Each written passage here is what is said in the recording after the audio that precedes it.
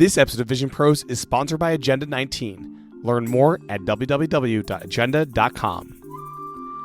Welcome to Vision Pros, the show all about spatial computing, visionOS, and getting work done on the Apple Vision Pro. I'm Tim Chan, host of the show. What can we do here? And then it just all clicked for me. It clicked together. We're building an app. We're already working on this theater app. We're shooting in a theater. We want it to be immersive for the talk show audience. What if we brought that show inside of our theater? Wait a second. It's like, wait a second. What if we? And then I just started asking my team, can we do this? We've got 8 weeks. Can we do this? Welcome back to another episode of Vision Pros. I'm pleased to welcome back to the podcast Adam Lisagor. Adam was on episode 12 to discuss his app Television and is back on the show to discuss his latest app Theater, the future of cinema. Just a few days after recording this episode, Adam and his company Sandwich worked with Spatial, Jen, and John Gruber to live stream the WWDC edition of the talk show in 3D into theater exclusively for the Apple Vision Pro. So in this episode, we'll be doing a debrief on how that went and his hopes for future iterations of live streams for the Apple Vision Pro. We also touch a bit on visionOS 2 and the new hardware and software available for producing content for the Apple Vision Pro. And of course, we dive very, very deep into their new app, Theater. My thanks to Agenda 19 for sponsoring this episode of Vision Pros. Download Agenda today for free from the App Store. Learn more at www.agenda.com. I'll be sharing more about Agenda a bit later on in this episode. If you want to support the podcast, go out and try Agenda. It is the app I use to organize and prepare for all my podcast interviews. Early access to both Vision Pros and iPad Pros is available by subscribing in the Apple Podcast or by supporting the Patreon at visionpros.fm/Patreon. My thanks to everyone that supports the show. With that, here is my interview with Adam. Enjoy. Welcome back to the podcast, Adam. Thank you so much, Tim. So a lot's happened since we last chatted. You have a brand new app out now called Theater, and this app was used to live stream the talk show at WWDC 2024 in stereoscopic 3D. And visionOS 2 has been announced, so lots to dig into. Have you installed visionOS 2 in this crazy week at this point? No, and probably that's the reason. It's just been too crazy. Like I haven't even. I was in meetings during the keynote, and I like got glimpses of everything, and I read the news. But the visionOS segment was at the beginning, and it was relatively quick. There wasn't a ton to talk about. I'm so glad that they paid it the respect of putting it first. That was really nice. It was like, first let's talk about our youngest child, and that was nice, but it did feel a little light. But the stuff that they announced did feel sort of, it was important for developers. It was stuff that we needed. Yeah, for sure. And it's, only like 6 months old. And I feel much better about visionOS in general as a direction because it seems like Mike Rockwell is someone like that has a sense of where he wants it to go versus the iPad, where is anyone really in charge of iPad? It doesn't feel that way. Yeah. That's a great insight. What do you think? Where does that perception come from, and like that what makes you think that Mike Rockwell really knows the distinct direction, and what do you think that direction is? I'm not sure exactly what the direction is. It seems like he does want to turn this into a computing platform that people can get work done in, as well as push the entertainment end, which it shines at. But it feels like he's the guy versus like the iPad. You have It seems like different teams. Yeah. You have the pencil team that is excited about different things, and you have different teams in iPad, and it's less focused in that way. Yeah, he's the czar, he's the guru, and we know who's the leader, and that's a great point. That's a great point. And as I was using the beta this week, there were a few things that I found pretty interesting that weren't kind of showcased. And one thing is I noticed in developer mode, you can actually enable Mac Virtual Display to work when you're in a fully immersive environment. So I could be in your app Theater watching something and have a Mac on the ceiling, and I can like respond to a text message by looking up at the ceiling. And are you serious? Oh my God, that's huge. I wanted that so bad, because that's the biggest problem with our immersive theater is that you just like you're dead to the world. Like nothing gets in that theater. It's almost like, you know, that message they play in the movie before the show. Shh. Don't, you know, silence is golden. Don't take out your phones, you know.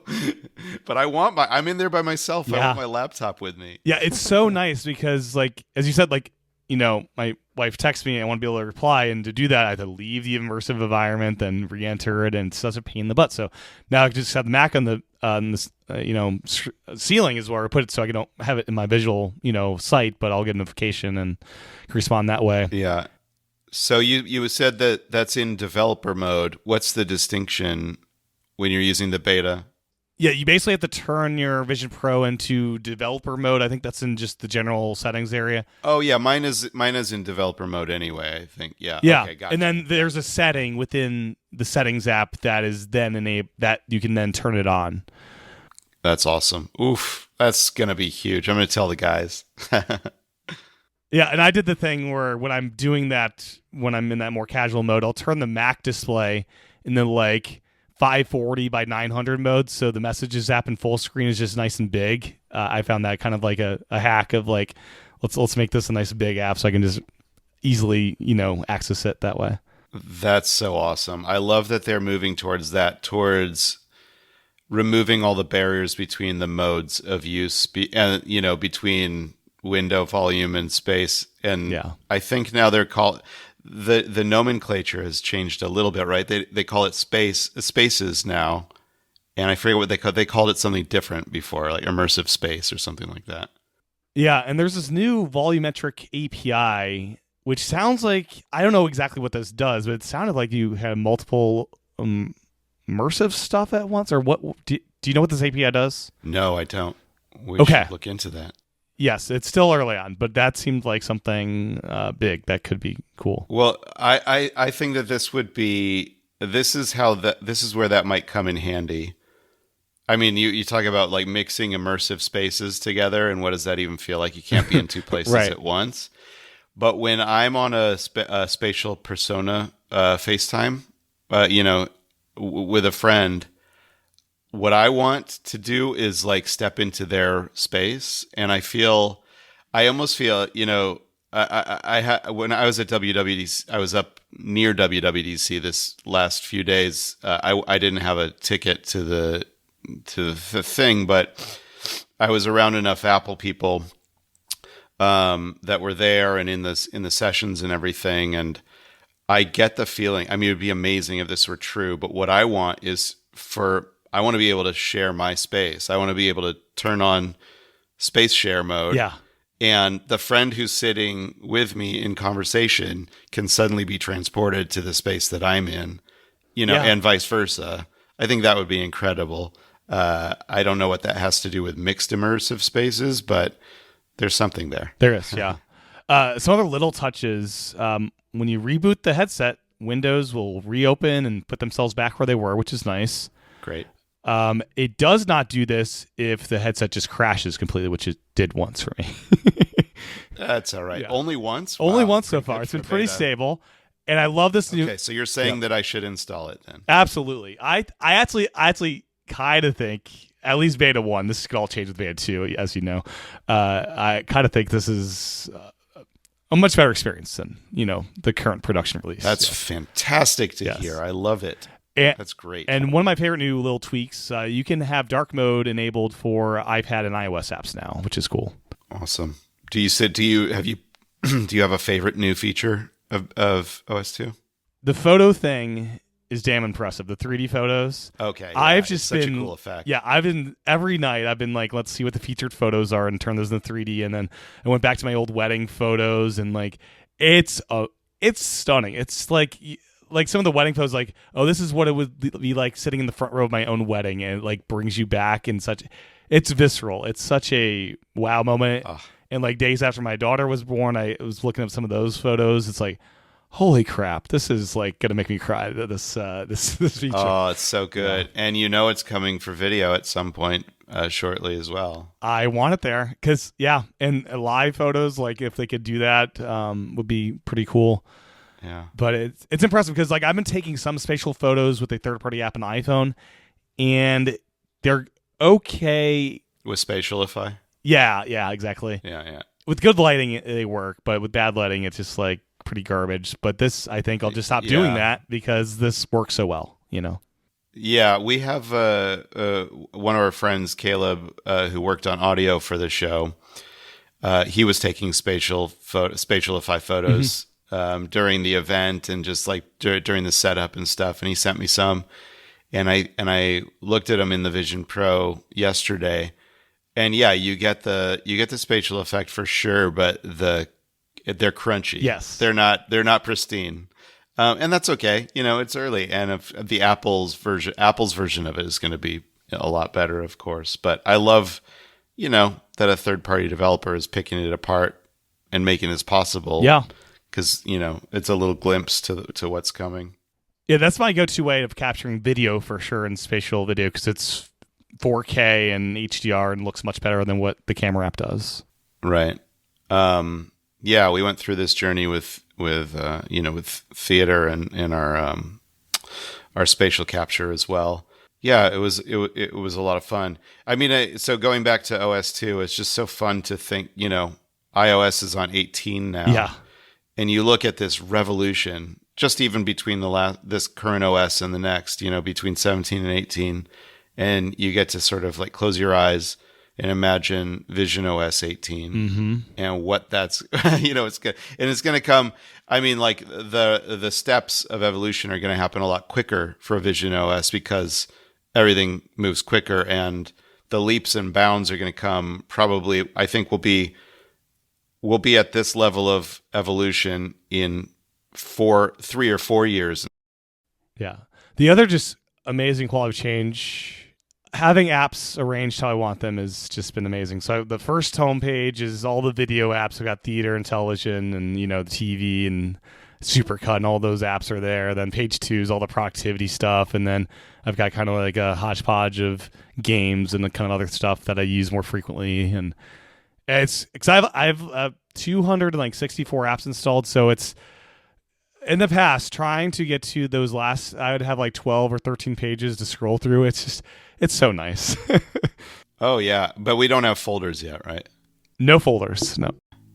Which is weird, because iPad has its own folder. iPad apps have its own folder. Yeah. It's a weird one. Hopefully we'll get folders one of these days. But for now, it's nice to be able to just organize this stuff. Totally. From a video production standpoint, how excited are you with the Blackmagic stuff for fully immersive and Final Cut for spatial video editing? I mean, it's all very exciting because it means that the format is getting the respect it deserves. It's getting an institutional appreciation.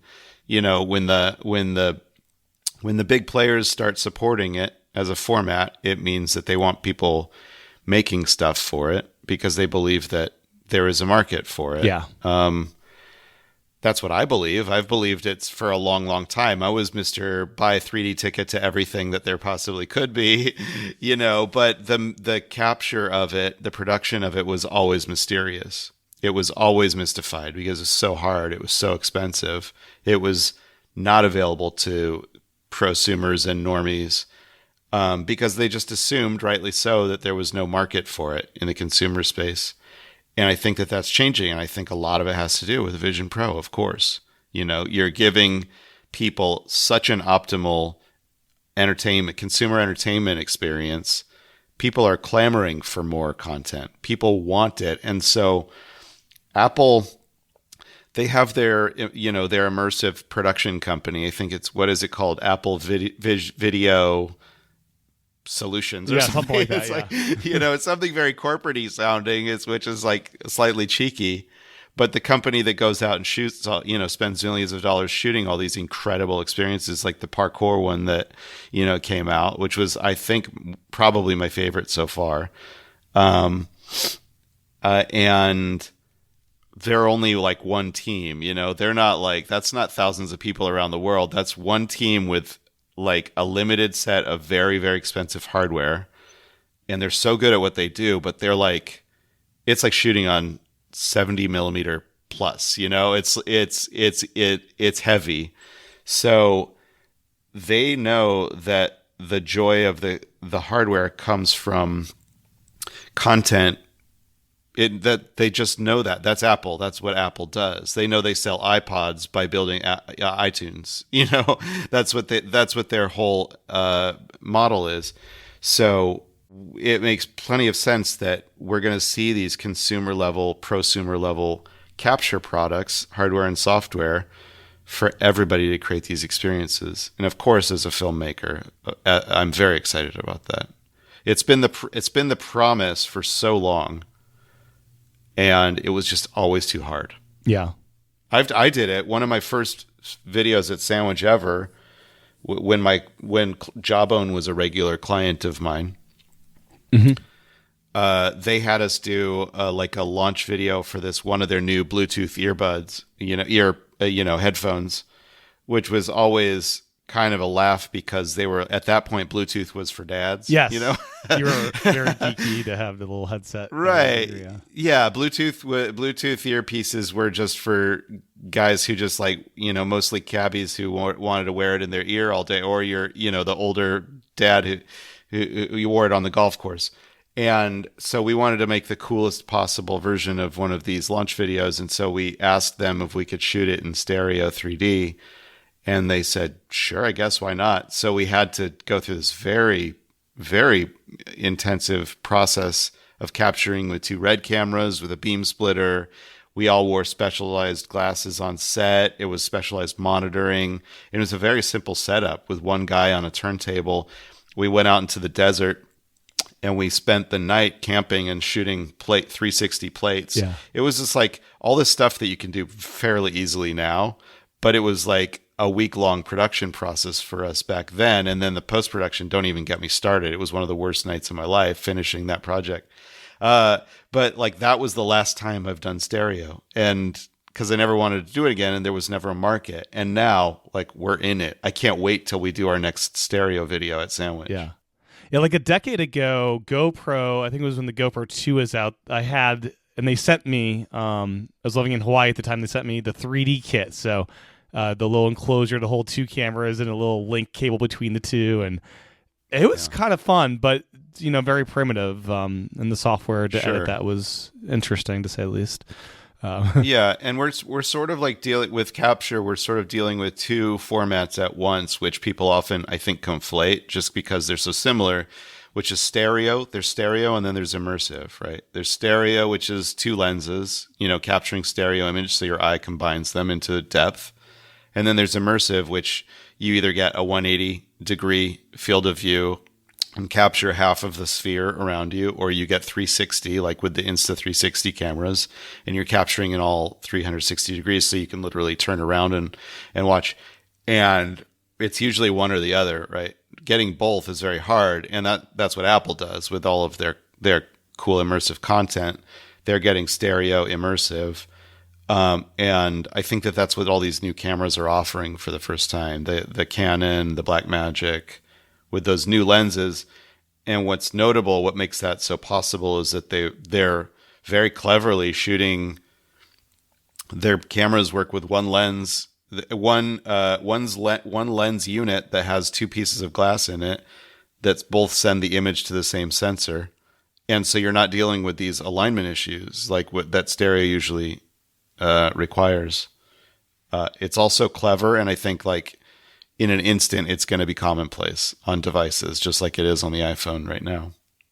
Yeah, and with Final Cut Pro doing 3D, I'm hoping that, you know, Apple original content will start to be offered in 3D at some point, with the tools getting better.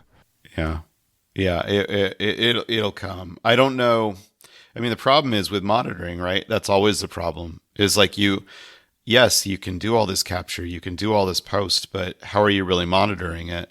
Is that really requires some innovation, but also context awareness. Like, who has monitoring devices? Who's going to be wearing a Vision Pro while they're Right. while they're cutting? And one of the stories I tell all the time in my career.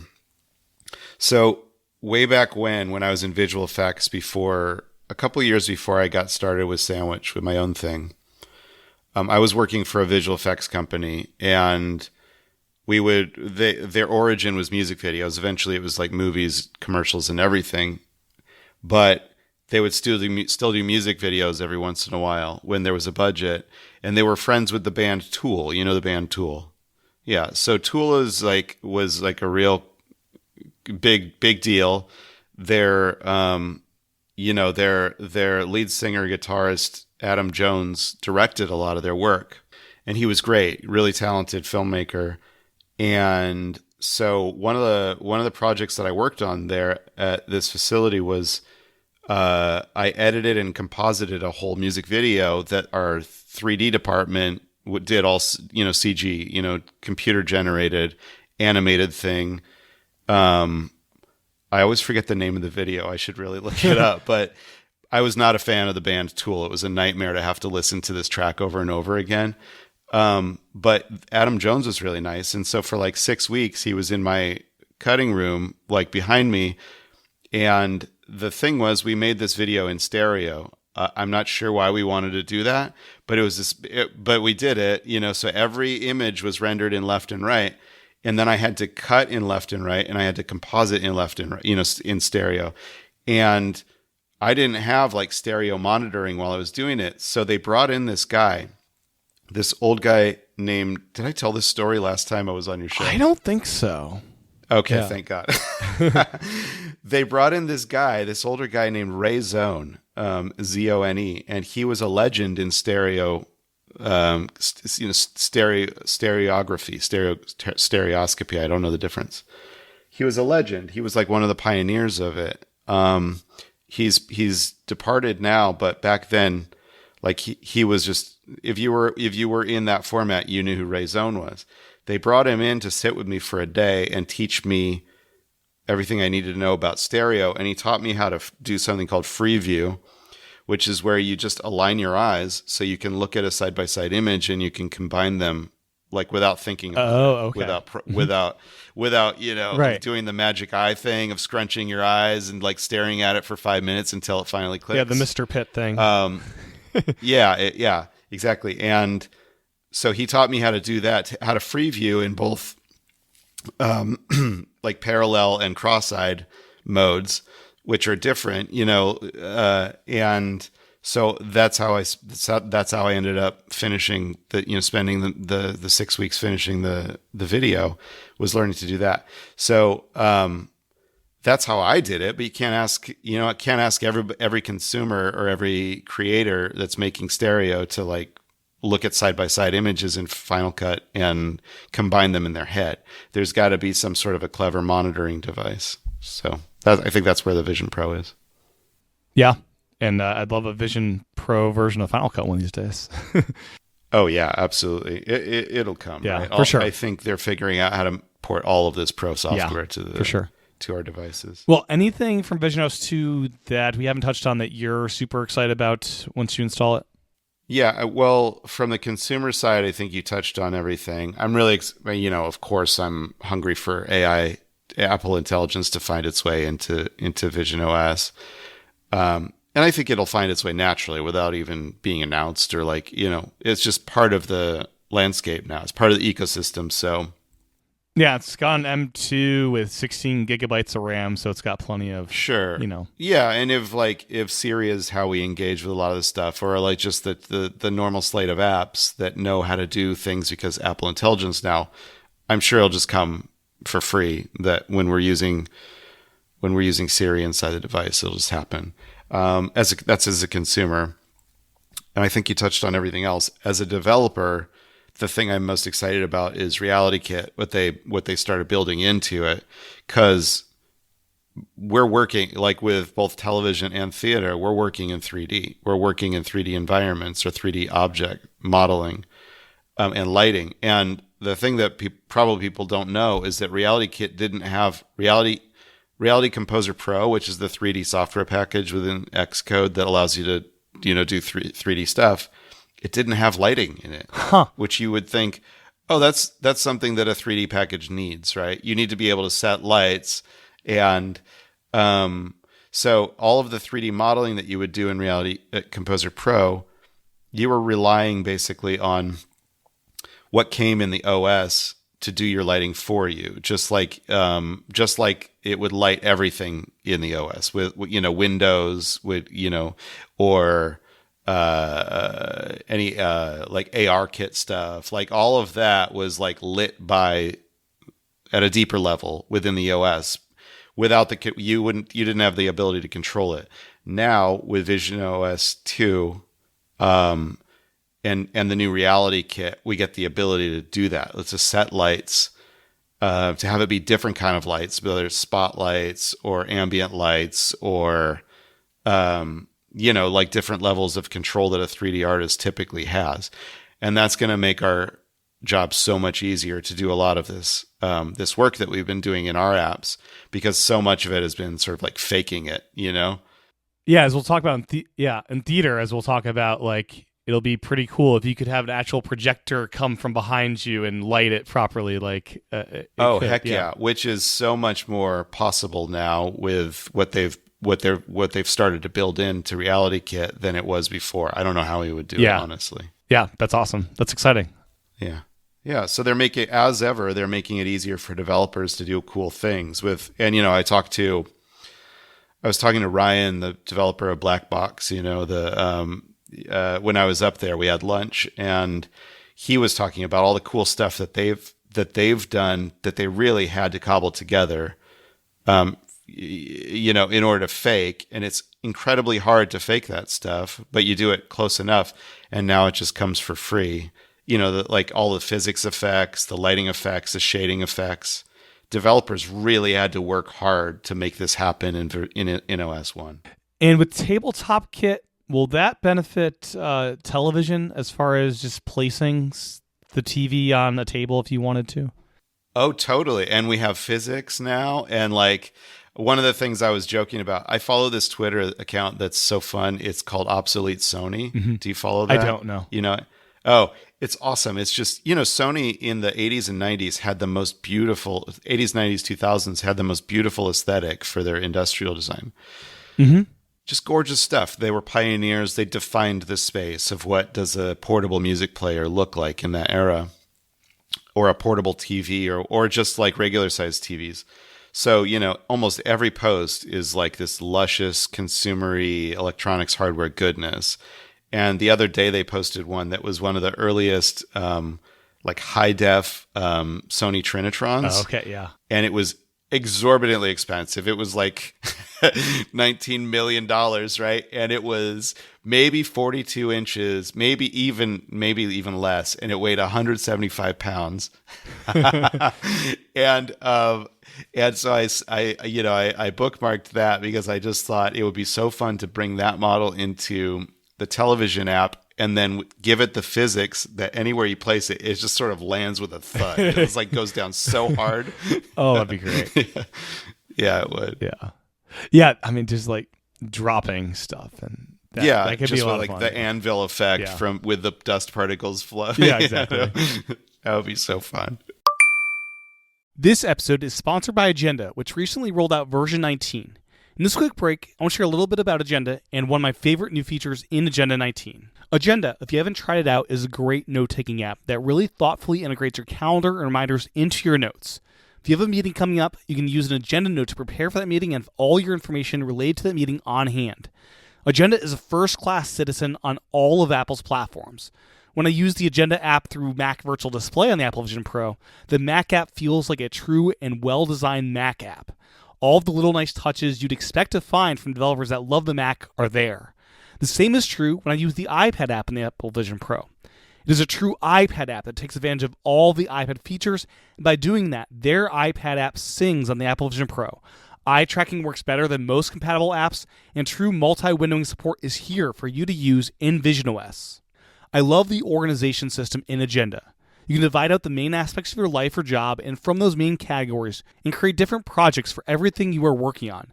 And with Agenda 19, you can filter out your library or search criteria based on this organization. There's even a mode you can enter to hide projects you haven't touched in a while, enabling you to focus in on your active projects. Your notes, unlike a task manager, have a few different states that is all conveyed through a single radio button. Filled in yellow indicates your task is on the agenda, where it's top of mind and shown in a special on the agenda view, letting you view everything important in your life from all of your projects in one place. Simple tap of the radio button lets you take it off the agenda or mark it as done if it's a note that has a completion state. Every note can be linked to a calendar event or date. You could even create a calendar event based off of the agenda note you are working on right within Agenda. Agenda includes these smart overviews that help surface the notes that you are working on. These overviews are for on the agenda, today, and new to Agenda 19 is a to-do overview that pulls in all of your notes that include to-dos. You can also add your own smart overviews by pinning certain tags, and that overview will pull in all of your notes containing that tag. If you've ever tried using a task manager to take notes and were frustrated by that experience, give Agenda a try. It's a note-taking app that actually helps you stay on track with work and personal projects. With Apple now fully integrating calendars and reminders in this year's OS updates, there's no better time to add Agenda as a part of that ecosystem. Agenda 19 just launched, and the team at Agenda really focused on the search experience and making sure you can find exactly what you're looking for. Every aspect of a note's metadata and content can be queried, and one great side effect of this new powerful search is you can create your own powerful smart overviews to live alongside on the agenda today and to-dos. As I shared just a moment ago, in past versions, you were limited to creating your own smart overviews based off of your tags, but now the possibilities are endless. To do this, just create a search that you would like to use as a smart overview, and at the bottom of the search window is a button to create an overview. It'll add that smart overview to your sidebar, where you can rename it if you wish. If you haven't tried Agenda, I'd really encourage you to give it a shot. Agenda is free to download and use with no obtrusive ads. To unlock the full power of Agenda, give Agenda Premium a try. One thing that Agenda continues to do that I love is their approach to premium features and unlocks. If you ever decide to cancel your Agenda Premium subscription, you get to keep all of the premium features available when you are a subscriber, or you can opt for their lifetime unlock, which will unlock the full power of Agenda on all of your Apple devices with a single one-time purchase. To learn more, go to agenda.com. Download Agenda 19 today for free from the App Store. My thanks again to Agenda for sponsoring this episode of Vision Pros. Learn more at www.agenda.com. So, theater. How long after television did you dream of theater? Was this kind of like a simultaneous envisioning of televisions and, recreating a theater? Both of these, are very logical things to create. Oh, yeah, absolutely. I think that I was trying to think about that last time I was on your show, whether I already knew like what was the roadmap I had for theater that I just didn't mention. And yes, there was basically one fateful night. It was before the Vision Pro came out, of course. It was probably back in November, late November, and I'm working on an AI startup, and my co-founder Beamer and I had been spending some time in the MetaQuest 3 because he wasn't really familiar with VR as well, and so I was trying to proselytize to him. Like, we were both excited about Vision Pro, but it was like, this is the future, and it's going to be this, but way better, right? So we spent like a day.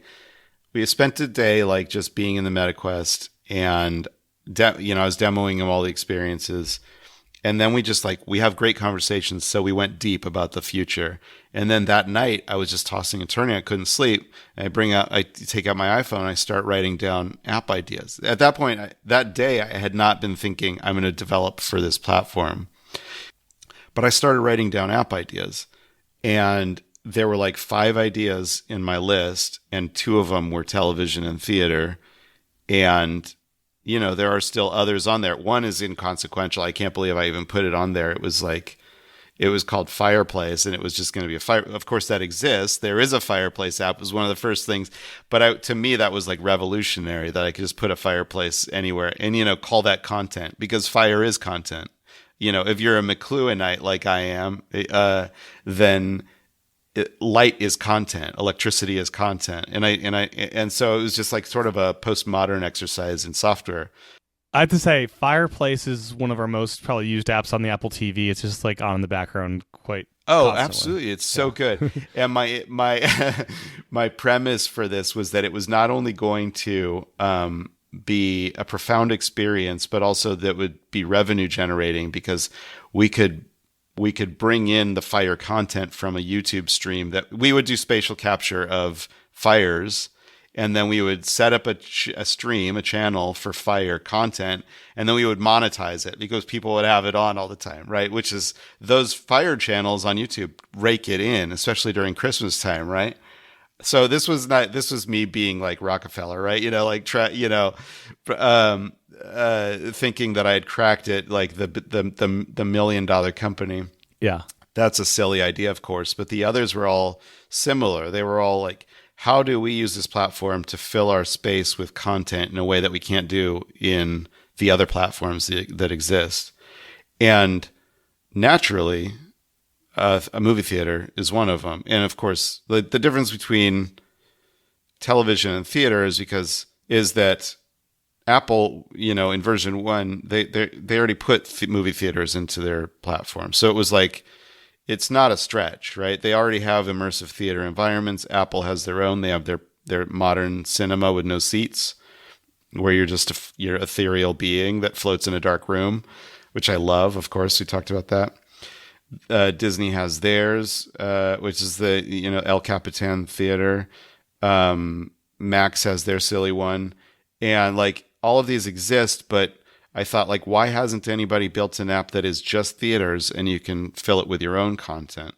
Yeah, because there is no like iTunes match for video, sadly. So like the Apple TV is just linked to whatever you buy or Apple TV's own stuff. So totally, exactly. They're all tied to the platform or service that you're using in that app.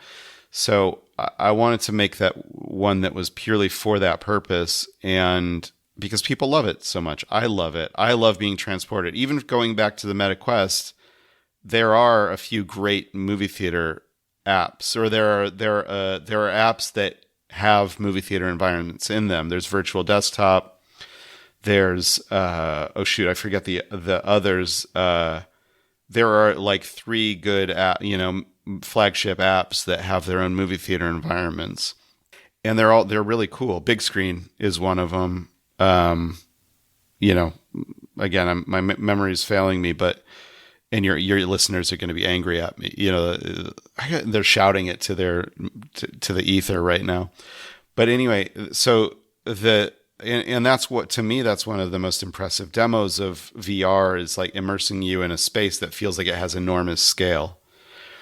And yes, while in Vision Pro, you can be at the edge of Mount Hood, of a lake in Mount Hood, or you can be on the top of Haleakala on a volcano, and that's enormous scale.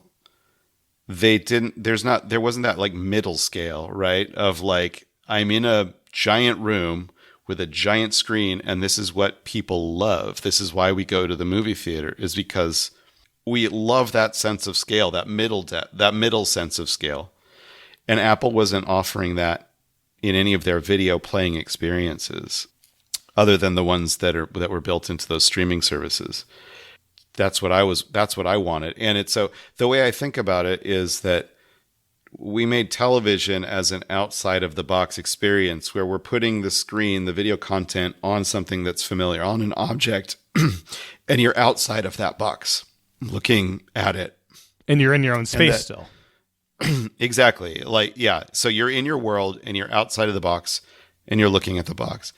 And theater is just a flip on that. Now you're inside the box. Yeah. You go inside and you sit on your comfy seat, and which is why people go to the movies, because you're inside that temple. Cinema is a religious experience. Or as I use that word very loosely, but it's a spiritual experience. It's transformative. You are in a memory palace, essentially. Yeah, in a shared environment with other people in this communal. It's special.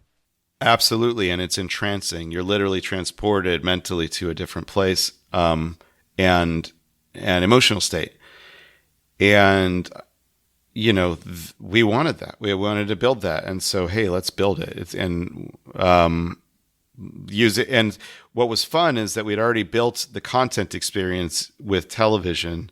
So it was just a matter of going inside the box and recreating the same software experience with the parts and components that Andy Roth, my development partner, had already built. And Dan Sturm is our CG supervisor. So he's like really comfortable in that space too. With everything, it's experimental and we're learning bit by bit. And, as it goes, consumers don't really appreciate that from the developer side. Yes. They think everything should be perfect out of the gate all the time. And, whatever. That's a different topic of conversation. I'm sure every developer on your show would like to speak up. So we knew that theater was the next app we were going to be working on. We launched television. It was going well. We were working on features. And then I sort of started pushing for theater. Let's experiment. Let's play. Let's go inside the box and see how it feels. Okay, we did it. It looks great. Rudimentary. Mm-hmm. This is what it feels like to be inside that box. And then this was like 2.5 months ago when I knew that WWDC was coming up and John Gruber's live talk show was coming up. And I knew we always do production for this show. And I thought, there's an opportunity here to do something different, whether it's just pure live streaming the show 2D to YouTube mm-hmm. and see how that goes. It's not something that I've ever done before. Live TV is not my game. Yeah. Everything we do is like very finely crafted. And at Sandwich, usually we take like 4 to 6 weeks in post-production. Yeah, it's a very meticulous process to make it. Yeah, right. It's not live. It's not extemporaneous. So I saw in this the opportunity to do something different. I knew that the live show happens in a theater. And I saw like, okay, can we capture this with iPhone? Can we do it spatial? Mm-hmm. And I use that word in quotes because in Apple context, it means something different. So I'll just say 3D. Yeah. What can we do here? And then it just all clicked for me. It clicked together. We're building an app. We're already working on this theater app. We're shooting in a theater. We want it to be immersive for the talk show audience. What if we brought that show inside of our theater? Wait a second. It's like, wait a second. What if we? And then I just started asking my team, can we do this? We've got 8 weeks. Can we do this? Oh, I guess maybe. I mean, let's just try. Let's try it. And Andy found this team, this couple of guys in Texas that were working on doing streaming for spatial video called Spatial Gen, Zach and Mike, and they were already working on something, and we got in touch with them and we said, can you do real-time spatial streaming? And they're like, well, we do spatial streaming. We don't do real-time. We don't do live streams, but we've kind of been thinking about that mm-hmm. down the road. And I said, this is what we've got going on. This is the experience that we're trying to create, and this is what the opportunity is. And it's relatively high profile. Around WWDC, a lot of people pay attention to this event. And they got excited, and they said, we'll sort of like reprioritize, and we'll work on this for you. And we'll test it, and we'll come back to you and let you know what we think. And then like a week later, they were like, we did some building, and we think it's going to work. And same deal. It was like, we think it was like little incremental steps. We think it's going to work. We think it's going to work. And we just kept building and building and building. And at that point, everything in Sandwich Vision land shifted over to theater. And we knew, like, I was ambitious. I thought we could try to model 3 theater environments by the time we launched. Way too ambitious. Yes. And it's okay. Like, Apple has their environments that they offer with visionOS, and some of them say coming soon, and they've said coming soon since the product launched, and they still are in the beta for one of them. Are they really? One of them is still coming soon. We have Bora Bora, but one of them is still. How is Bora Bora? How's the environment? It's amazing. I think it's one of my new favorites. Oh wow. Yeah. It's very relaxing. The palm so trees kind of shifting in the wind and the waves. It's like you're working at the beach. Yeah. It's great. Yeah. That's great. I can't wait to experience it. I'll do that later, probably this weekend. Anyway, so what we ended up doing is just concentrating on the main theater, mm-hmm. which is more like, so there's going to be 3 at the beginning, there's going to be three, archetypical theater environments. The first one is the one that already launched, which we call primary theater, which is like your standard modern AMC theater. My family and I saw Inside Out 2 last night at the AMC in IMAX. Oh, I'm going to IMAX tomorrow. Very excited for this. It was so good. Yeah, oh I'm ready to cry my eyes out. Oh, heck yeah, you Disney will. was brilliant doing this Father's Day weekend too. I think that was a perfect launch timing for that. Absolutely. It's such dad fodder. Yeah. And there's one sequence in there. I won't tell you which, but it is stunning. It's visually and emotionally stunning. Anyway, so I was looking around the theater, as I do every theater I'm in now, whether it's a screening room or a home theater or whatever. I'm looking around and saying, what is this environment like? Because we want to take that as inspiration. So the first theater is like that style. It's very dark. There's like little touches of minimal modernist lighting, and it's all about the screen. The second one is like a classic marquee art house cinema.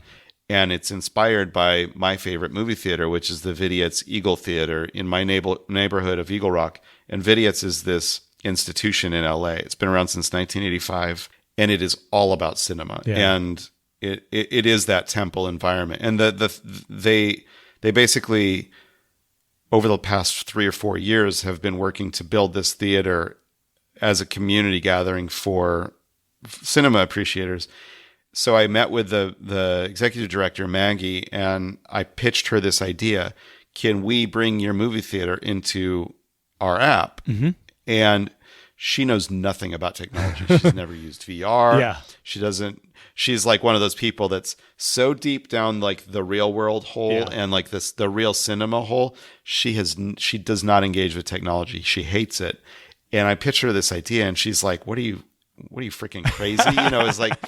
But I said, this is, I convinced her this is all out of respect for cinema, because if you're paying attention, cinema has been dying for a while. Like movie theaters are going the way of the dodo bird. And you can find all these stories on YouTube, but like in every major city and every small city, movie theaters are closing. Yeah, even ArcLight is struggling Totally. Yeah. Well, ArcLight went out of business a couple of years ago. Yeah. And then Alamo Drafthouse got sold to Sony. When was that? A week ago, maybe? It's the first motion. It's the first entertainment. I don't know. First, it's like Disney buying a chain. First time that's happened in America. Yeah, that is crazy. Which, if you know the history of the movie industry, the studios used to own all of the movie theaters until they got dysregulated. They got regulated and broken up because there's a vertical monopoly, right? The studios owned everything. Yeah. It was very anti-competitive.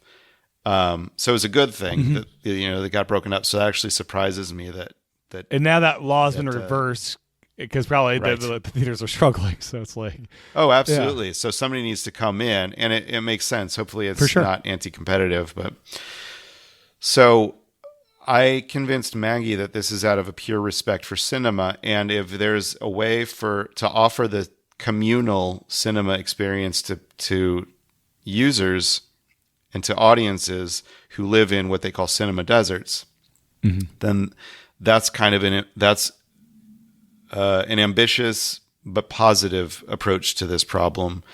And she said, so, sure, write me a proposal. I'll share it with the board.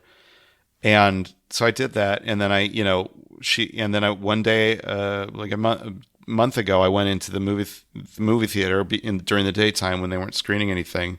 And I used Polycam app on my phone. And I spent an hour just capturing the environment. Got tons of reference images and everything. And then I sent it all to somebody that we use for modeling. And a week later or something, we got back our first draft of the theater, and like it was great. It was like close enough, like tons of problems, but it was great. And then just 2 days ago, with all the other stuff going on, we didn't really have time to focus on that. But 2 days ago, Dan our CG supervisor was able to bring that model into a beta version of the app. So I get to sit in a seat of the Vidiot's theater and watch like a trailer for Back to the Future, and it just felt so good, Tim. It was a very different experience. It was more pure cinema than the existing theater. I'm excited because I lived in Los Angeles for a year, and the theaters out there, it's on another level. Like it's not like that anywhere else. Like you have so many of them, and they're all like historic, or many of them. Yeah, so many historic theaters, and it's just a fun experience. Yeah. Oh, absolutely. And this one was restored from its former glory. It was around in the 40s, and then people who grew up in this area remember going there in the 70s and 80s to go see movies as a local art house theater, and then it just like fell into disrepair and became an adult film theater, and then became a church for a while, and it was just like it was a shell. And then Vidiot's Foundation restored it to its former glory, and it's gorgeous now. So that's going to be its own cinema experience in our app, and with its own future and model and everything. The third type of environment is the home screening room, just like a really comfy, beautiful. If I was a millionaire, this is what me and my friends would do on a weekend. Yeah, we all gather in there and we watch our favorite. We watch Goodfellas or something like that. So those are the environments. And so two of the three of them, the Eagle Theater and the screening room, are grayed out right now because we still have to develop them. Of course, you try telling that to your free downloader of your free app, and they're just nothing but pissed off, just ire, just absolutely, what a waste. What is jip, like they just feel like this is the most unjust thing that they've ever come across. Oh, wow. But yeah, that's development, right, baby? It is, yeah. Something we chatted about last time was the HBO Max app and their environment. Something you'll probably really appreciate is as a part of Safari's improvements with their video playback, being able to do environments there.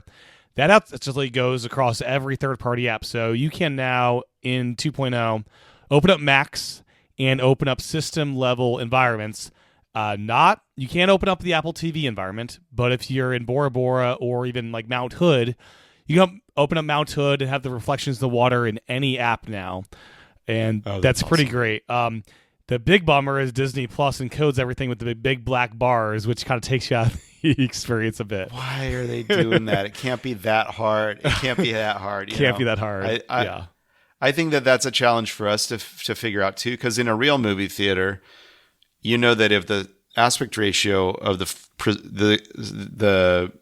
projection format changes, then they have these motorized mats that they close in or expand so that you're not looking at black bars. The curtains basically come in, and it looks like the shape of the screen is the shape of that format. That's something that we obviously want to do in our app. It's just going to take a little time. Yeah, but it's instantaneous when it happens, which is kind of fun. So, speaking of Hollywood and the crazy experiences out there, have you ever been to the cemetery kind of movie experience out there? Sure. No, definitely. Because I've lived here since my early 20s. So that's definitely something that you do with friends in your 20s when you live in LA and you don't have kids. And, it's called the Hollywood Forever Cemetery. And you go on a weekend and you see like some cult classic or whatever. And everybody sits on a picnic blanket, you and all of the other 20-somethings. And everybody hoots and hollers. There's good music. You bring wine, and it's a fun experience for sure. Is that something you could ever see creating like a? It's such a good idea. I love it. Yeah, I mean, an outdoor experience for sure. Yeah, and then something that I love that you do in the app is you can actually pick where you sit. Front, middle, or back, and even left or right if you want to. For the talk show, it really felt like you should be front middle because that's kind of where the camera was, and felt like you were front row of that show, which was great. When you're watching just normal movies in your app, do you gravitate towards a certain spot? Yes. So I'm with you. I enjoyed front or middle, front seat or like the middle back row for while I was watching the talk show live, and I was watching it while it was happening. And I feel like what I find myself doing just with the Vision Pro watching normal movies is I switch my seat often. Yeah. Like somehow I just like, I get antsy and I just like, it's almost like it's because I get antsy and I want to shift my perspective, but also because I enjoy the ability to move that. I love the mobility. So I'll find myself like, oh, time to go to the rear balcony now. Yeah. Okay, now time to sit on the floor right up in front of the screen. And it doesn't really have anything to do with the content. I just love being able to move around. And I realized for me, that's all about control over the experience.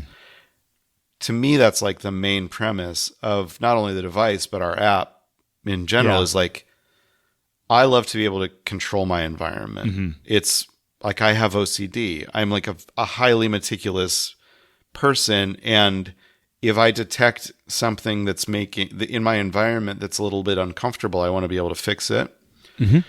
And so like, that's what I found myself doing is like, I adjust my seat. And that's why to me, it's very important to have that ability to do that. Now, yesterday, when I mentioned I went with my family to go see Inside Out at an AMC IMAX theater, and I just found myself wishing I could do that in the real movie theater. And I'll tell you why. Because I don't think I've ever been to the movies, especially in the last 10 years, where somebody near me hasn't somewhat ruined my experience. Yeah. It's somebody being loud, somebody like being on their phone, somebody like with like loud chewing their candy and slurping their soda. Yeah, it's amazing the candies people will buy. It's like, if you're buying candy, buy the ones that chew softer, like, Twizzlers or, versus a crunchy thing, Yeah. And I'm not judging them. Yeah. I'm not judging those people. I'm judging the environment that we have to share. And, certainly during like COVID and post-COVID times when movies started opening back up, and that feeling of sitting, like I'm a dad, so mostly we see kids movies. That feeling of being surrounded by snotty kids that are just like sneezing and coughing all over you and without masks. And it's not unfair to say that takes you out of the immersive experience. And it's sort of, you're paying $20 for that movie. You don't. So I'm a person that resents going to the movie theater now. And I hate that. Like, I want to be able to go to the movie theater. Yeah. Because you can still have cool experience. Like Kenny of the Planet of the Apes, I went and I was sitting next to a bunch of Planet of the Apes geeks at the end of the show. We were just geeking out about the old movies and the current ones, and that can still exist, but it's rare most of the time. Yeah, it's and it's part of the cinema experience. That's why we all gather in the same room to watch something on a big screen together. It's funny to think that that movie theaters were born because that was the only way you could appreciate a motion picture. Yeah. There was no television. So the only way to offer that experience to many consumers at scale was to build a big box for a lot of people to sit in together. And what's funny, I love this story, and it's been a while, so I would need to refresh my history. But did you know that in the birth of cinema, there were competing schools of thought about what the ideal distribution platform would be. And Thomas Edison thought that it was going to be private boxes that you could look into and have your own controlled experience of a movie. That's what he staked his entire game in, and I forget what they called it, what he called his boxes, something like kinetoscope or something like that. I loved all the old-fashioned names for this. It was like, in deciding what to name the app, like I went down many rabbit holes of like figuring out, like learning what all of the early dawn of cinema technology was called. And Thomas Edison thought the future of cinema was everybody was going to have their own private viewing box for these experiences, which is so funny to come full circle, right, to the Vision Pro. But then the competing school of thought, of course, was, no, build a big room and invite a lot of people together to watch it, just like it's theater. And you project it with light and you focus it through a lens and everybody gets to enjoy it together. Of course that won out. Of course. Yeah. Especially back then, it was an optimal experience. So like that was a constraint of technology, that the way cinema happens is that you put a bunch of people in a room together. The problem with that is that you don't want, like, I don't want to be in a room with a lot of people. Right. I just don't. Yeah. I love the idea. I love the communal, the community of it, the communality of it, the shared experience of it. But my theory is that we can approximate that with software as well. Yeah. You know, like in the live talk show, we had the audience mic'd, so you could be sort of surrounded by the sounds of the audience with you, and make that be an immersive part of the experience. And I think that's incredibly important. Is that cinema continues to be communal if you want it to be. Something I was chatting with Matt Birchler about on our live reactions to the keynote was, it's launching in Japan and other countries where a rich person may have a very tiny space with no chance of a 80-inch TV. And this headset will be just revelatory to those people, you know. Absolutely. Such a good call. Yeah. As far as the shared experience, spatial personas, do you foresee a way to bring, 5 of your best friends into a theater with you? Totally. Yeah. It's so funny, the story behind this, because we were, of course, we were cranking so hard on getting the app ready, but it was like 2 days before launch, and me and Andy and Dan were like, okay, let's do it. Let's get in SharePlay and with our spatial personas, and let's get in a theater and watch something together. Let's test it out. And we all got in there, and what happened was we went in the theater, and somehow the three of us were stuffed in the back of the theater, like behind the back row of the seats, under the seats, and we could only see the screen from like between the crack in the last seats, and there was no way of moving ourselves. And we're like, well, that's not optimal. That's not optimal.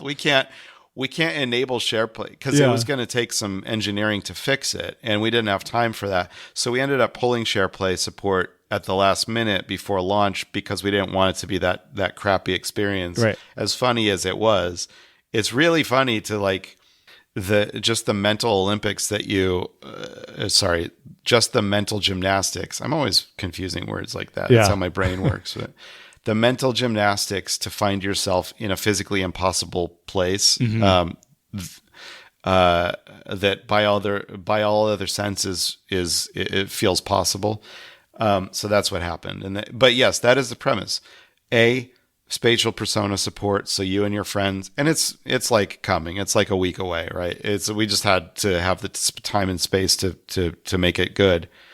So that's coming into theater, so you and your buddies can sit next to each other, and you all get the best seat. Yeah. Right? It's not like there's always that uncomfortable diplomacy of going to see movies with friends where, especially if you're off to the side of the theater and you go with 5 friends, the one on the end gets the worst experience, right? If you care about that sort of stuff, they're looking at the more extreme trapezoid than the rest of you.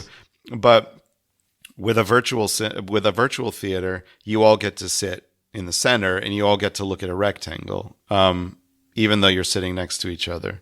So there's that, and then we're talking about various ways to basically suggest an audience, because that was one piece of feedback that I heard multiple times from people who watched the live stream of the live talk show, is the cognitive dissonance between hearing an audience and looking around and seeing an empty theater. Yeah, I was wondering, we're going to talk about the talk show more exclusively later on, but future iterations of either like a 180 immersive version of this, or a version where you have 2 video streams, one with the camera pointing behind you and you can look around at the audience. Yeah. Yeah. Oh, such a great idea. I mean, so the biggest issue with that, and the biggest reason not to do it, well, release forms, I'd imagine, first off, right? Yeah. Oh yeah, privacy. Like, yeah. No, so I cannot imagine any movie theater ever being like, if you enter this theater, your image will be used in perpetuity. Yes. Right. It's funny because there are events like that, especially in a city like LA, where if there's going to be capture of video content for whatever purpose, there'll be a giant poster that says, general release. Mm-hmm. And it says, if you enter this space, you agree, for your image to be captured and used. and it's just like a blanket consent form. You would need, that would be required in order to have this kind of experience. Now I can imagine that there would be like a specific event type of a screening where that would be totally okay, where people would opt in. Mm-hmm. They would be like, if I'm in this theater, I agree that there's a camera that's capturing me, the audience, and that's going to be part of the experience, and I'm into it. I'm great. But that cannot be the default. That would not be the de facto. And so I think that video and image capture of an audience probably out of the question. Yeah. Audio is a totally different story. I don't know whether that requires different set of releases. Mm-hmm. Probably not. Audience sounds are very anonymized, right? Well, it's funny. At the very end of the live stream, I heard Casey Liss say, Really? I'm gonna. She said something, and I sent him a Mastodon post about. It's like, did you just say that? It's like, yes, I did. Oh, that's it's funny with podcasters that you could like point out. Oh, yeah. It's kind of funny. Recognizable voices. I love it. Exactly. I wonder how close to the mic he was. Yep. He said I'm gonna loiter here for a minute or something like that. And that was right up at the front of the stage. Yep. That's so funny. I love that story. Yeah. But I think that audiences would be okay and theaters would be okay if a theater was mic'd to capture the sounds of the audience, so that the virtual audience member could feel like they're present. Yeah, people applauding and stuff when that happens in some movies. Yeah, it's all part of the movie. Yeah. One thing, as you were talking about choosing your seat, I just had this wild idea of if you're in the back row, it'd be kind of interesting to throw in like a little projector sound behind you. Yeah, I love it. Yesterday when I was at the movie with my family, I kept hearing popcorn crunching, and I just thought, like, what's the lowest level, least obtrusive movie theater sounds that we could throw in? Yeah, that could even just be programmatic. You wouldn't even have to be like, like a full like audio track, right? And you're talking about lighting, and right now it is faked and does a pretty good job. You can look at the ceiling, and reflections are there. And all of that's going to get much better with visionOS 2, you were saying earlier. Yes. Yeah. Yeah, exactly. Just the gymnastics to fake reflective lighting on the surfaces around the screen, the way that Apple does it so well. Like, it's absolutely gorgeous in the Apple Cinema environment, but that is not free with the OS. No.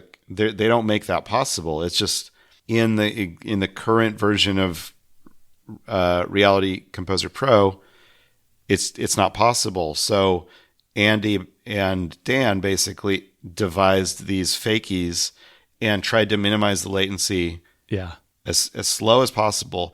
And it's so cool because in developer mode or in debug mode of the app, we have sliders, right? We can tweak all of these different variables and see what is the lowest latency in real time to the millisecond between the image you see on the screen and the image you see in the reflective surfaces. Like, just that alone is like, wow, you marvel at the technology. You marvel at what, if the world is a simulation, then all of this stuff has been figured out, but we are essentially creating a simulation of the world in software, and we can slide these numbers around in real time to determine what feels the most natural. And that's been a really joyful part of this development process. It'd be funny in the app if you have settings for like pristine theater versus like the theater that has popcorn on the floor. It is like some like little settings to like tweak the environment depending on your preferences with that kind of stuff. Absolutely. And we had a few little discussions at the beginning about what level of movie theater-ness we wanted to introduce into the environment. Because, when we were like designing the chairs and stuff, do we want to keep the cup holders? Right. Like, what do you need a cup holder for in a virtual, movie theater seat? To me, that was just cruft. That was like extra. And especially in this environment, I kind of wanted to remove all that. I didn't want there to be fake movie popcorn in your seat. I didn't want there to be like a little gimmicky thing where you can like click the popcorn button and then like lift it in your hand and take one and put it in your mouth. I didn't want that. That all felt like too clever by half, and it still does. Like, it feels gimmicky and cute, and like there are apps that do that. There's the plate throwing app and stuff like that. that's not the kind of software experience I want as a user. To be honest with you, I don't care about game mechanics in a software environment. I don't care about cute stuff like that. I just want to feel the space around me, and I want my hands to myself, basically. Yeah. So I'm curious about the audio soundscape. Will the 3 environments, is like the space you're in, is that part of the considerations for any of this, or? Totally. Yeah. And especially it makes it easier in the new OS is what I've heard is that you can set your spatial audio environment determined by the scale of the room and the materials and everything like that. It's easier to engineer that sound. That'll be cool. Yeah. Yeah. So you definitely want it to sound different if you're in a small home screening room than if you're in the marquee classic movie theater, which is going to be a little bit more, let's say, spacious, like a little bit. Yeah. It'd be interesting, like, to bring some audio gear to the Eagle Theater, record some stuff to see, how that reacts differently to, Absolutely. It's a sound designer's or an audio engineer's dream to do this kind of a study, right? Like do audio profiling of different spaces and then figure out what is the right blend of all the variables to bring it into like the truest form. So the app's free to download, and for $4 you can lock the full feature set. I just did that right away, so I'm not sure what actually is locked away. What's part of the unlock? So the unlock is the content features. So YouTube, full access to YouTube, basically. That's basically what you're unlocking, and that's because it's the same features as the television app. We didn't want there to be any barrier to people getting to watch the live talk show. Because to me, that was like a pioneering experience that we don't want to gatekeep. Yeah. And also, it was important to Gruber for his show. He doesn't charge for access to the YouTube stream of the show or anything like that, right? And that's partly because he has sponsors and he wants the message to get out as wide as possible, but also just because he wants the most people to see his show and hear his content. Same for us. And it was also, in discussions with Apple, they wanted it to be available to people as well. Like they didn't want it to be gatekept either. So it was like kind of a fun experiment to do a free app, because otherwise I would never do a free app. Like you're opening yourself up to so many problems. Before television, I had only done one iOS app before many, many years ago. And it was like, it was always a set price. It was like you pay for the software. There was no in-app purchase or anything. There wasn't in-app purchase back then. This was the first time I've ever experimented with in-app purchase. But you're still opening yourself up to that market of free users, and free users, are going to be very honest about the shortcomings. So yesterday I kind of looked at the reviews for the first time, and it was like a lower number than, television has a very high rating because people are paying for the experience and they're enjoying it. And you get a higher level of respect for the software for somebody who's used to paying for software. Free users don't pay you that respect. They're like, this is garbage and I'm reporting you to Apple. Literally just today we got an email that was like, this happened in the app and I wanted to give you a chance to explain yourself before I report you to Apple. I'm like, okay, well, maybe that's not the way to come at a developer, So, but that was the premise. Open it up to as many users as possible. And so for the free users, the experience you get is that you can watch the live stream of the talk show for free. And, for as long as it's available for rebroadcast or whatever we called it, it'll be free. But if you haven't paid for the app, then what you get is access to the theater or theaters in the future. And basically a menu of clips of movie trailers that you can watch for free to demo the experience, which is all the demo you need really in order to understand what is this immersive experience like. And then we included one full-length feature-length movie, which is Electric Dreams. Do you know that movie from the I don't think I do. mid-'80s? Yeah. It's such a gorgeous movie about It's like a pop culture movie, but one of those early like weird science kind of movies, which is like a boy and his computer, or like a young man and his computer, and how he uses, and it's basically artificial intelligence and romance. And it's, let me see what year the Dreams movie, 1984. Okay. And the movie is by Giorgio Moroder, the music rather. And it's like not a great movie, but it's really like ahead of its time. It's very like, in terms of the visualizations and all of the projection of what a computer might be able to do one day, of its own agency, is in that movie. So if you're a technologist and a geek, you're probably going to enjoy it. So I would recommend going to the movie theater, into theater, and watch Electric Dreams. The full length thing is available on YouTube. Yeah, I'll check it out. And it's kind of fun. Yeah, the first thing I sideloaded was Steven Spielberg's Sci-Fi Channel miniseries Taken with Dakota Fanning. And someone did a 4K upscale on YouTube. And it looks great. Like that's something awesome. That's been hard to find a good place to watch it, because like there's the DVD out, and it's so forgotten. It's not on any streaming service, and like it's a shame. It's a good series. I remember from when I was younger. Great recommendation. Taken, yeah. Not the Liam Neeson ones. No, not the Neil. Or as Key and Peele would say, Tooken. Yes, yeah. I think they called it Tooken in the.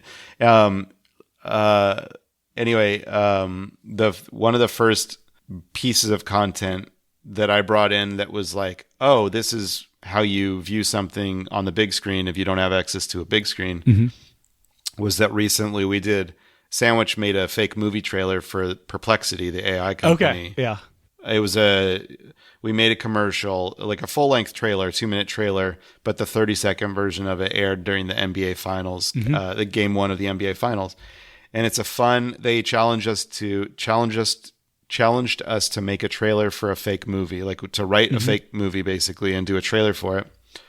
And we did that, and then the thing came out, and I realized I'd never seen it on the big screen the way a movie trailer is supposed to be seen. Yeah. So I brought it into the theater and I watched it. I was like, yes, this feels legit. This feels like a trailer that you would see in front of, during the 40 minutes of trailers that they now play before your movie starts. Yeah. So the one area I really wish I could figure out is how to get my 3D Blu-ray rips into theater. Because the app currently supports native playback of files that you can play like in Files app. So side-by-side MKVs are not a part of that. How big of an undertaking would it be to try to engineer MKV supports? Let me check. I should really, next time we do this, we should have Andy on with us. Yeah. He's a man of few words, but he'll be able to answer these questions. Because every time I kind of mention a feature like that, he'll be very honest with me. He's like, "We can do it. How do you want to prioritize this? Do you want to, even I was." When I was up in San Jose, I got to have lunch with a group, and Riley, I don't know how you say his last name, Testu, developer of Delta, the game emulator. He was at this lunch, and so of course comes up naturally, like, how do we kind of work together? His code is on GitHub, but how can we implement his game emulator within television, right? And so to me, as a non-technical person, as a non-coder developer, I'm essentially the creative director. So I don't know code, right? This is a problem. So I go to Andy and I'm like, well, I had lunch with Riley. Seems like slam dunk. Let's do it. Can it happen yesterday? And Andy's like, no, this is not an insignificant undertaking. This is not how code works, you dummy. Yeah. And Andy is very kind and respectful, but I have big dreams, and you're always faced with, you're up against the actual realities of what it means to develop software. Yeah, because I've been exploring, is there a Mac script I can do to encode this in the spatial video format? And it hasn't really been solved that well quite yet for doing the re-encode of these MKVs. So hopefully one day, because it's coming. It's a high priority for me personally. It's something that so much of our user base is technical. So much of our user base has their media library solution already, So I think it's so important, especially in an environment that is like all about your content. Yeah, like let me watch especially your movie Prometheus content. 3D from my Blu-ray rip in theater because that would be Exactly incredible. So let me check in with Andy and see, because I do think that is, as we're developing out the other environments, I think that is the other priority, is give people access to as much of their existing media library as possible. Yeah. The other request I would have is have some kind of list view in the gallery, because when you have like 10 episodes of the same TV show with no episode title, it gets really tricky to know what pick the right episode. Yeah, definitely. And of course, Plex solves for this just with metadata. Yes. But, yeah. We don't quite have our Plex access yet. Yeah. So, anything about theater before we dive a little bit into the talk show live? No, I think that, theater at its core is just a set of environments and access to content, right? It's a fairly straightforward premise. But what I realized pretty quickly is that it gives you access to an entirely different style of media presentation. It is a distribution platform in a different way than I was expecting. So obviously there's like appreciation of cinema and be able to watch a movie. Mm-hmm. And that is its own set of distribution model that's very exciting to me, more TBD. Yeah. But to lead into the live talk show, what took me completely by surprise, and it was like a pipe dream that actually happened, was that we could use this environment, which we call theater, and theater is all encompassing, to present a live, a live event, like in a communal environment. I did not see that coming, right? Right.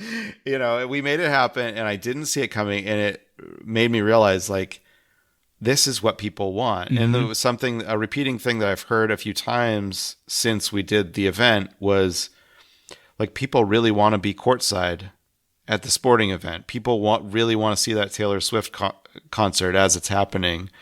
And, like, in our own small way, we proved this concept out. And that was what was most important to me, was let's put on a show. Let's have it happen in real time. Let's bring it to people with the most verisimilitude, which means stereo capture, and in an immersive space communally.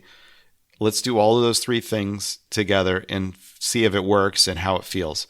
And by all accounts, and to me, the experience was magical. Yeah, I watched the whole thing. I had to force quit the app initially because I got in there too early and I didn't catch that it was ready for me. But once I did that, I was in. And great experience. What was John's initial reaction to this when you brought this idea to him? To the idea? Yeah. I mean, I have it in a text thread, but it was something like, whoa, that seems like a lot to it. That seems very ambitious, or like, there was skepticism, and he didn't want to screw up the flow of his show. So it was like, okay, he calls me Sandwich or Sandy sometimes. Okay, Sandy.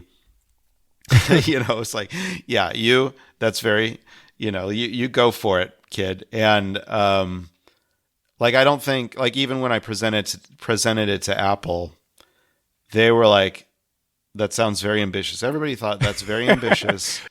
Let's see how it goes, along the way.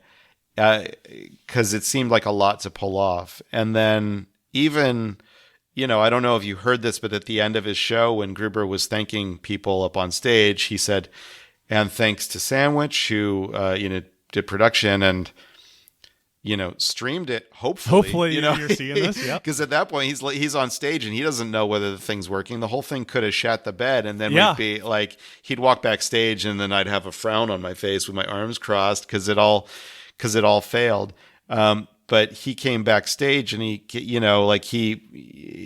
high-fived with everybody, and he came up to me and said, how'd it go? And I was like, and I had a big smile on my face, and we just cheersed ourselves so hard because it worked. And, he was excited for the same reason I was. He was like, first ever live streamed stereo experience, event in the world. And we did it. Yeah. Man. It was so exciting. It was so exciting. Did, you have a chance to chat with any of the Apple execs that were on the show about this, live stream? The execs, no. Yeah. Like I really wanted to, Yeah. but we were packing up gear so fast. I had one surreal moment during the show at the beginning when, because I've seen those guys. We've done this for the past couple of years, and I'm familiar with Craig Federighi and Greg Joswiak by now. But they're still like, Right. they're icons. Yes. I don't like text with them or anything. Yeah.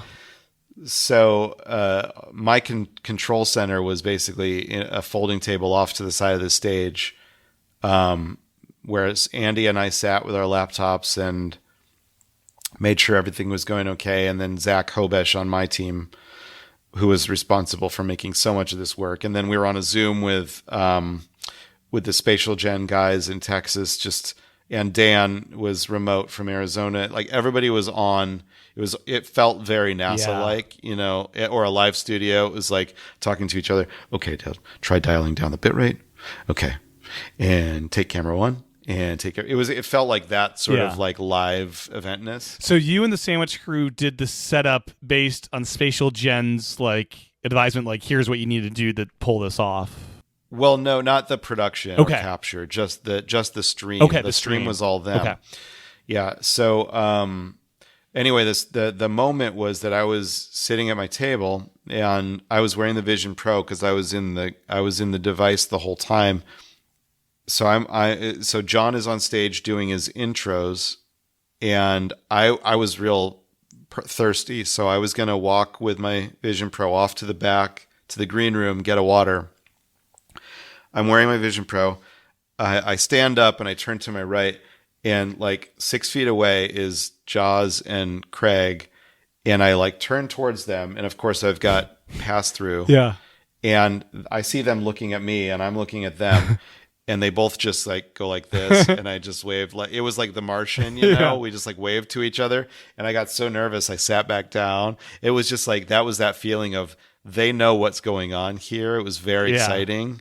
We hadn't talked about it at all. We hadn't talked about, well, hope it goes well. Mm-hmm. There was no discussion. There were other Apple folks there that totally knew what was going down. And there were a couple of great people on the Spatial team that were there to advise and make sure everything was calibrated well. And, that it was a great experience. Cause then there were like tons of Apple people that were like, actually, that weren't at the event, that were actually like, watching the live show through their Vision Pro. So there was Apple awareness of the whole thing, but I didn't actually get to talk to Jaws and Craig. Yeah. Was internet speed a concern at the theater to do 100%. Yeah, that'd be my biggest and I think right? What we've upon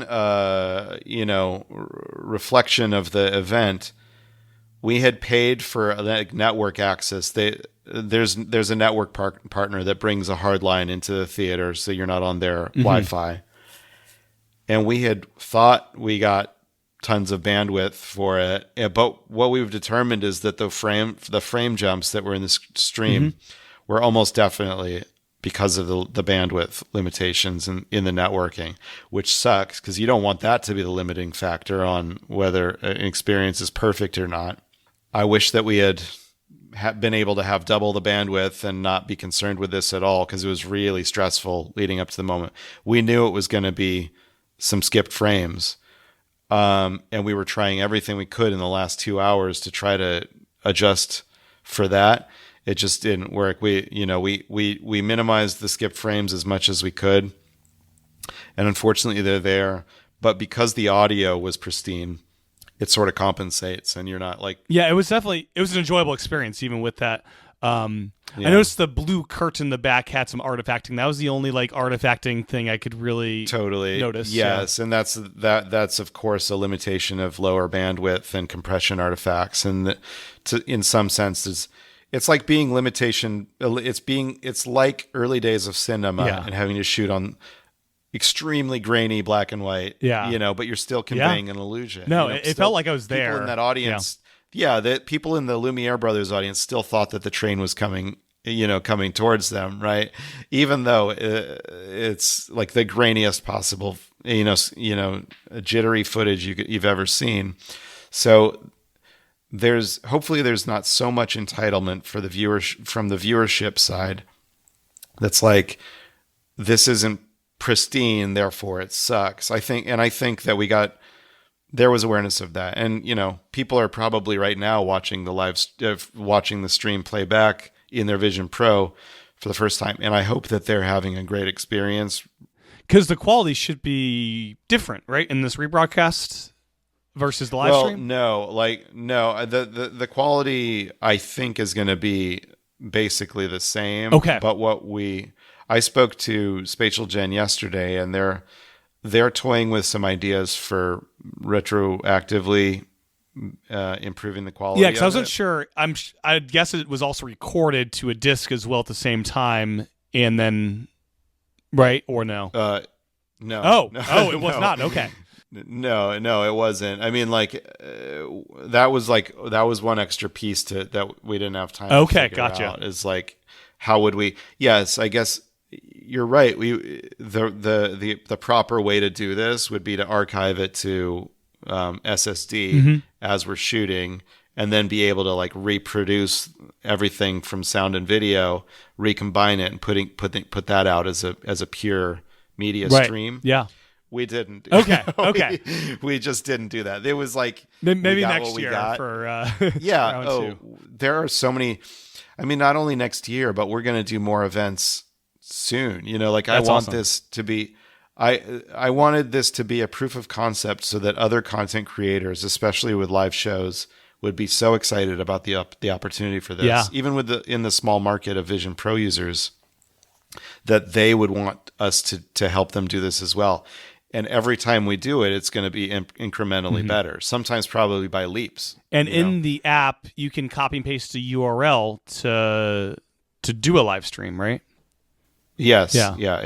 Exactly. What was the actual camera rig used, and where? If I'm in the theater, is it just on a tripod at the very front, in front? Totally. Yeah. It was at the front of the stage, which I've learned you call the apron. An approximate amount of distance for, to fit those number of people. And what's funny is that this year, the furniture configuration was wider than it has been in the past. I used the focal length. We had 2 prime lenses on 2 camera bodies, very small camera bodies, in this rig that we had built by somebody who does visual effects plates, multicam visual effects plates for movies.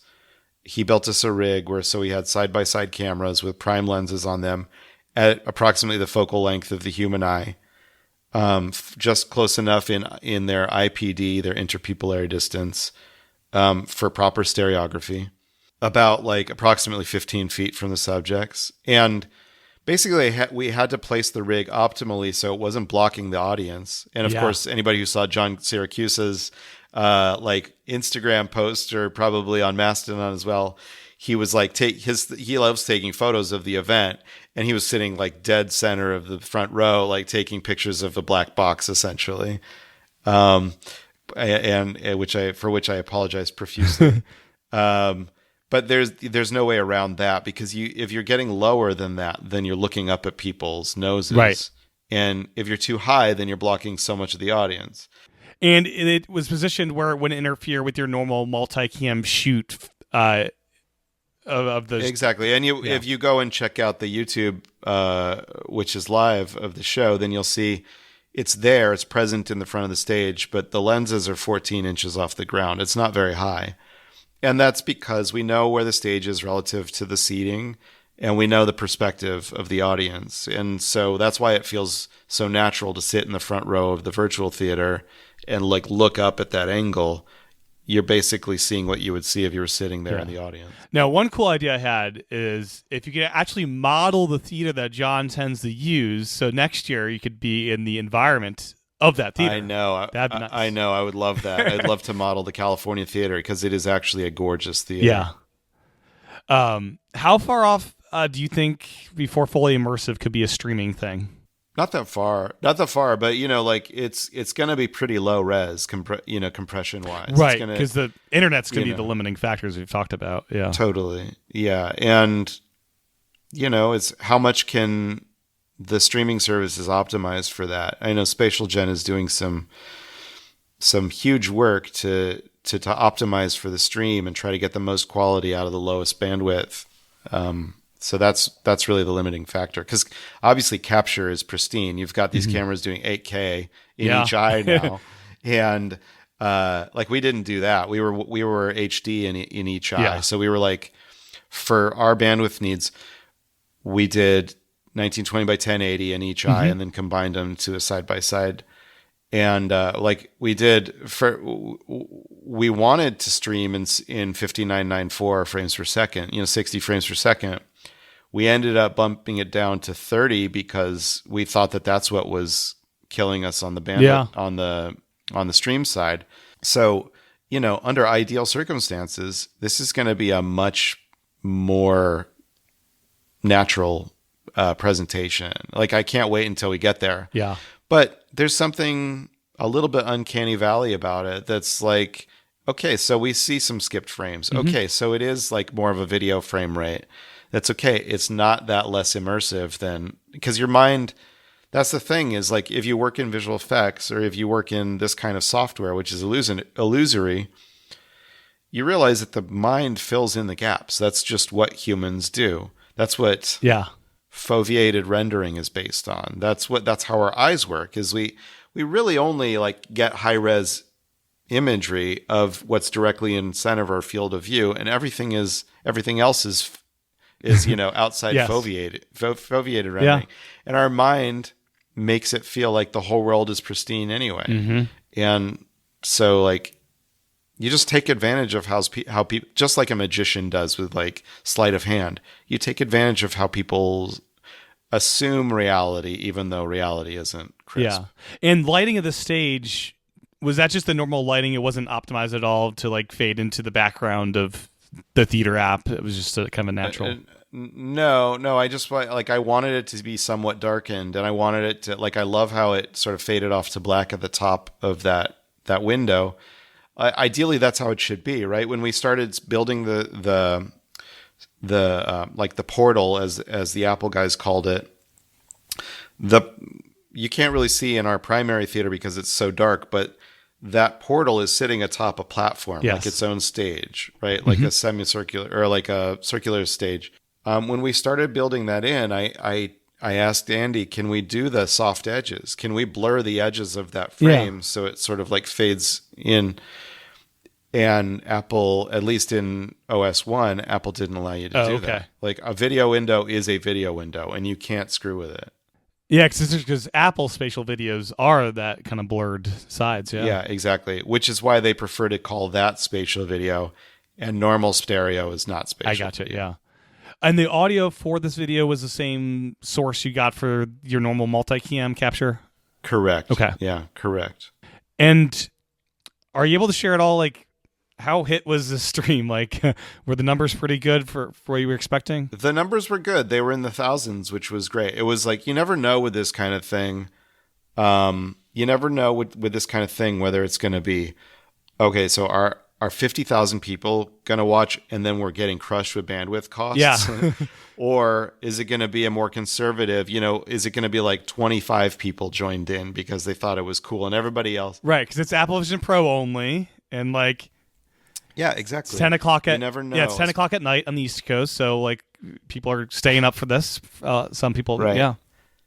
So you never know, but it was a comfortable number that we could be proud of. That thousands of people tuned in and enjoyed the show in real time, and real time was important to me. Yeah, it was really important for like that. Like I said, there are three elements of immersion. There's that you're capturing it in left and the right eyes, that you're presenting it in a space that is immersive, so you can look around and feel like you're there in an environment, and then the real timeness of it, you're watching it as it's actually happening, is immersive. Like it's a temporal immersion, but it's immersive, and we got those three elements together. What's funny, this is an anecdote as well, is that there was a latency of like a little bit less than a minute between what's happening live and what's coming in through the stream. And I'm sitting there 15 feet away from John and the guests off to and the you're side watching of the this stage. whole thing. there. Yeah. And I'm watching this whole thing delayed by a minute, and it's like that Mr. Show sketch where like, Merlin talks about it all the time. It's like the news from 1 hour ago, but it's on a 1 hour delay, and like there's always this discombobulation.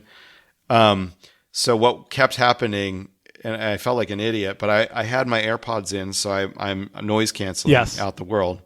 And so those guys are hilarious, right? Craig especially. Craig and Jaws are hilarious, and John is really funny. Yeah. So it's a talk show, and they're making the audience laugh constantly.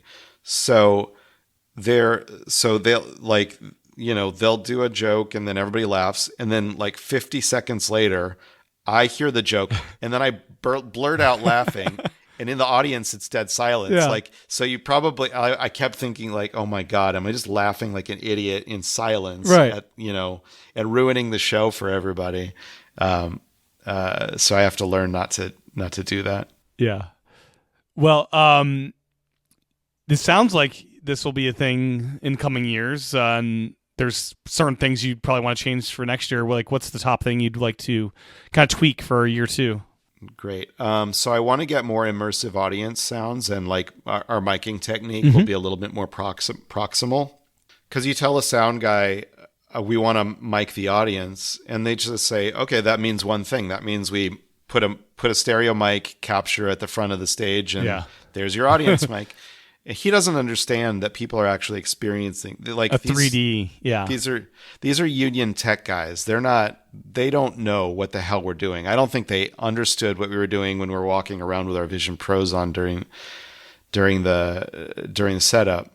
But immersive audio means something different in that environment. So I'll improve on that. We'll definitely, of course, improve the stream and bandwidth. We'll improve the fidelity of the capture. Hopefully by then we'll be able to make the portal to the live event feel more like fluidly integrated rather than just sort of like a box. Right. Like if you sit at the left side of the stage, it won't be as weird. Yeah. Totally. Yeah. Like if there's perspective shifts that you can do, and I imagine that this kind of thing will be solved for in a lot of different interesting, innovative ways. But those are the things. I mean, it's mostly that. It's the stream that we want to improve the most. And like you said, if we can model the environment and make that part of the immersive experience, then that would be awesome. Yeah, that'd be a lot of fun. I'm not sure if they'd let you do that or not, but yeah. Yeah, who knows? In a theater like that, probably not, because they're so by the book. But who knows? If I send the right message. Again, if we modeled the Vidiot's Theater because I'm friendly with them and they allowed us to do that. If we can demo that experience to other theaters and say, look what's possible, do you want people to appreciate your theater in a virtual environment? Then they might be on board. And I don't know, like for some theaters, like how complicated it'd be if you wanted to like sell an environment and have them get some of the proceeds. That would complicate things to no end, I'd imagine. So, well, no, totally. Yeah. There's a whole business model in there that I really am exploring. Yeah. Well, is there anything else about theater or the talk show or WWDC in general that you'd like to mention before we wrap it up? No, I mean, it was pretty much ideal. Obviously I was there during WWDC, and pretty much after the show, everybody there, developers, Apple folks, everybody knew what we had done. And everybody was just like very excited about it. And that just was such a good feeling. Yeah, and that's the benefit of an early platform like this, is that you can have a crazy idea and you say, you have two choices. You can either say, well, nobody's done that before, so it must not be worth doing. Or you can say, there's a few choices. Probably somebody is already working on that, so I shouldn't. Or Apple's definitely going to do this, so it's not worth my time. Or when's the keynote's going to be streamed out in this 3D? Yeah, exactly. Oh, I'm sure next year. Yeah. I'm sure. Yeah. Like, no doubt. Mm-hmm. Or you can just do it, and you can push for it. And, like I said to my development boys on Slack yesterday, you reach for the stars and you can achieve your dreams. Yeah. Well, thank you, Adam, for your time today. It's been great catching up with you and learning more about this awesome new app and just the whole, production of the talk show, which I had a great time It was great because I'm always have so much envy of like I'm out here East Coast. I can't fly out there this year, and I was actually able to watch live this year, which is a first. So that was incredible. That was fun too. And so I did get a lot of that type of message of thank you for letting me attend the show because I've never been able to before. To me, that is the perfect response. And that is it's access, right? Yeah. What we want to give to people is access to experiences that they otherwise don't have access to. And that goes for events, it goes for cinema, it goes for whatever the software allows that they otherwise don't have access to. If you're giving people access, it's a great thing. It's really great. Yeah. And it really felt like I was there just in the front row of the theater. It was like, wow, this is great. It's so fun. Yeah. Thanks for saying that too. And it's really, I love being on your show. It's really fun and can't wait for the next time. Yeah, absolutely. So where can people follow you online and learn more about your now 2 awesome visionOS apps? So I don't actually have a landing page for theater yet, but it's okay. Just go to my Twitter, which is, it's my name, Adam Lisagor. Mm-hmm. And that's what I've been mostly tweeting about these days. I don't know, my name, adamlisagor.com, usually has a collection of all my important links. And my company is sandwich.co. That's about it. Cool deal. Well, thanks so much. Really appreciate it. Thanks, Tim. Well, that's my interview with Adam.